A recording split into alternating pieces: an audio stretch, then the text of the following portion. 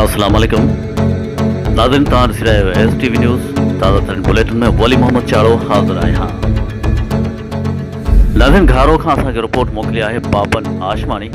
Girls high school घारो वेझो गाह जे दुकान ते नामालूम माण्हुनि गोलियूं हणी पीउ पुट खे क़त्ल करे छॾियो। गर्ल्स हाई स्कूल घारो वेझो गाह जे दुकान ते नामालूम माण्हुनि गोलियूं हणी 65 साल जे गुलाम अहमद खोसो ऐं उन जे पुट मोहम्मद हनीफ खोसो खे गोलियूं हणी फरार थी विया। इतला मिलण ते पुलिस मौके ते पहुची ज़ख़्मी खे अस्पताल मुंतक़िल कयो। अस्पताल में डॉक्टर न हुअण करे ज़ख़्मी तड़पी फौत थी विया। वारसनि खां पुछा करण ते मालूम थियो त हुन जी ज़ाती दुश्मनी पिणु हलंदड़ हुई।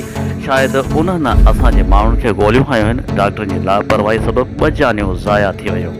हाई स्कूल घारो वेझो गाह जे दुकान ते नामालूम माण्हुनि गोलियूं हणी 65 साल जे गुलाम अहमद खोसो ऐं उन जे पुट मोहम्मद हनीफ खोसो खे गोलियूं हणी फरार थी विया। इतला मिलण ते पुलिस मौके ते पहुची ज़ख़्मी खे अस्पताल मुंतक़िल कयो। अस्पताल में डॉक्टर न हुअण करे ज़ख़्मी तड़पी फौत थी विया। वारसनि खां पुछा करण ते मालूम थियो त हुन जी ज़ाती दुश्मनी पिणु हलंदड़ हुई।